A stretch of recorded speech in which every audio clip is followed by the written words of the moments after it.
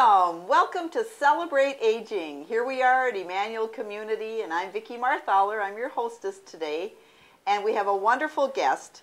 It's one of our short-term stay people here in our transitional care, Hazel Harvigo. And of course, I've known you for a little bit now, and it's just a wonderful thing that you can come for a short term. You get to go home today. Mm-hmm. So I said, well, we've got to catch her on TV first because it's so fun to visit with you. Good, good. I hope I can be that inspiring. Well, the one thing that we share, Hazel, is that we love to hear memories. And we both feel that people need to be telling their stories for that next generation and the one after that. And that's very, very true. Mm-hmm. Yep. Memories, like I said, that the past is a lot more interesting to me than the future. So I go back and back and back. And you said you even kept a journal, or you do? I have kept a diary. I started when I was 10 years old. Really? But when I had my 5 kids and we were farming 1,000 acres of land, I did not have time because I'd go to bed and I'd go to sleep. But anyway, I have many, many books of diaries. And you said your family is kind of going through them right now, aren't they? Or I have one of my granddaughters is in publishing. And what happened is, my husband died when I was 45, and I had a lot of memories, a lot of things to think about by myself. I always had a notebook by my chair, and every time some little memory came to me, I wrote it down. So I filled 22 notebooks. Oh. I had a suitcase full of them. And so then my daughter took them to Green Bay and put them on a computer. Wow. So I've got 250 pages. That must have taken a bit of time. And, it happened to be a retired school teacher. They didn't have anything else to do but sit at the computer. Oh, we love retired school teachers. Yes, we're both retired. Yes, we are. Yeah. And so, and I was born out in North Dakota where I didn't really have a lot of advantages. Like we could not go to high school if we lived out in the country unless somebody would give us a ride or if we had a place to stay in town. Now that happened to you then? Yes. I had finished 8th grade. I loved school. And I stayed home 1 year, went to confirmation and stuff, had no place in town. The next year, the girl that had been at this one place in town decided love was more important than anything else. So she had this boyfriend. So she wanted to get out of there. Okay. So she came and got me. She was a neighbor girl. And so they sent me into town to interview with these people or talk to them. And they hired me for $1 a week. I worked 7 days a week. I got to church twice on Sunday. I did do that. But anyway, $1 a week. And if I stayed there all summer and made $12, then I could stay there and go to school and work for my room and board. Oh! I didn't get any money in the wintertime. Ooh. And the only thing we kids did for entertainment was go to church because it was the only place we could go for nothing.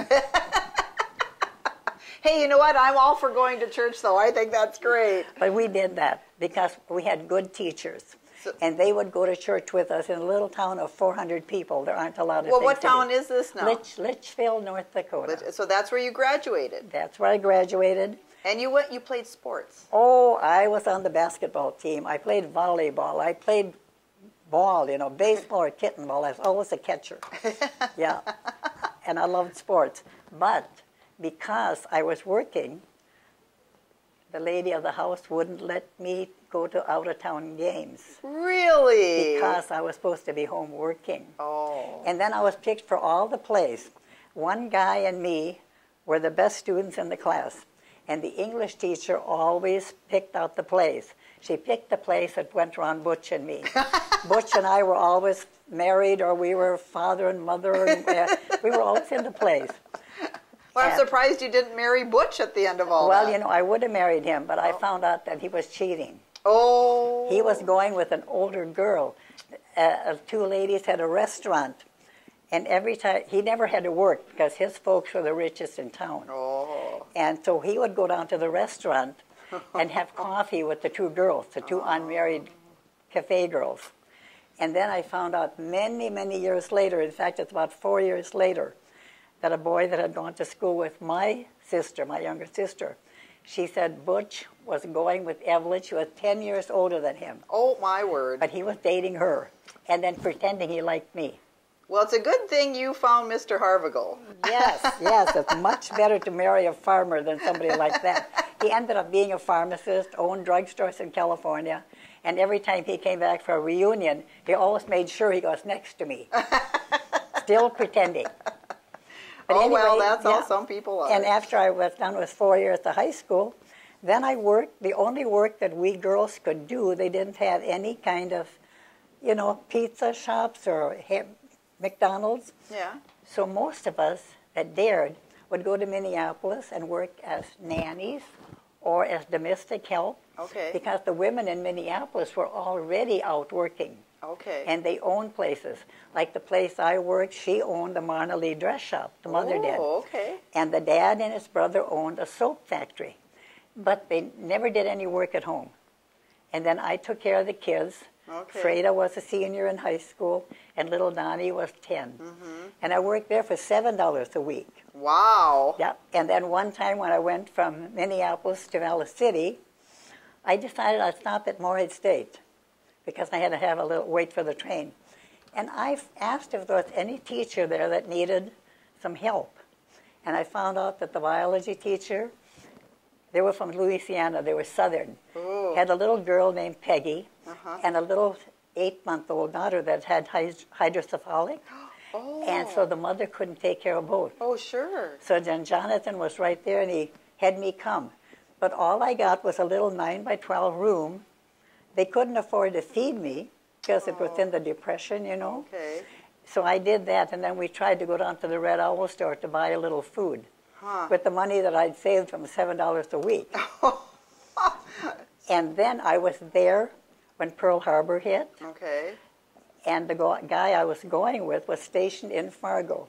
And every Sunday in the fall, he had taken me to church and out to eat. That was kind of my meal for the week. Oh, jeepers. And then that day when we heard it on the radio, Yeah. I know he took me right home.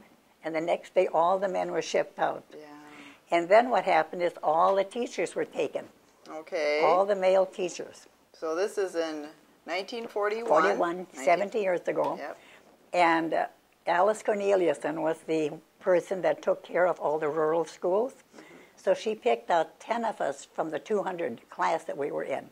And she really put us through a 2-year program in 12 months. Oh, wow. We did our student teaching as freshmen and everything. Really? And then in the fall of the year, the country schools would just call the school and send us a teacher. I didn't know anything about it. Oh, boy.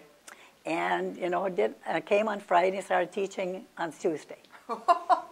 So what school were you assigned to? I was down in Breckenridge, or closer, between Breckenridge and Rothsay. Okay. But what you had to stay then, you had to stay at a farm place. Sure you did. And I stayed with an old Englishman and his little English housekeeper. They weren't married. Okay. But anyway, she didn't like me too well, Oh. you know, because she didn't want me around there all the time. But, you know, we paid $35 a month for room and board, and we made $80 a month. Oh. But anyway, and I had been used to electricity, running water, indoor plumbing. Yes. Had to go back to the old toilets and stuff. Oh, dear. But anyway, I made it for 2 years, and the very first guy I met there was going with another teacher, and the other teacher made sure that I got to Fargo or someplace instead of staying home all the time. And then we'd go and stay with each other. What do you see me now? He means we got 2 minutes. Okay. Yeah. And of course, then we remember the snowstorms too. Because when I was in high school, we had so much snow. We had 12-foot snowbanks by the side of the road. Oh, boy. And the rotary plow had to come ahead of the train. Ahead of the train? Ahead of the train. The train couldn't go through. Wow. There was a lot of snow. Mm-hmm. Yep. So this was a one-room schoolhouse you had? One-room school, and all the little kids were wonderful. I had all the grades from 1 through 8, you know. I bet you loved it. Oh, I loved it. Now, did you have to come early and start the fire and all that? Oh, of course, You course. did? Okay. And then I banked the fire for the week, or for the day, for overnight. Yeah, yeah. No, I love teaching, and I still like little kids. And so I suppose at Christmas time you do a Christmas program. Oh, of course we had the Christmas program. And, you know, we had the sheets hung up and stuff. Yeah, no, that was fun. But, yeah, I don't know what's the most important thing about it.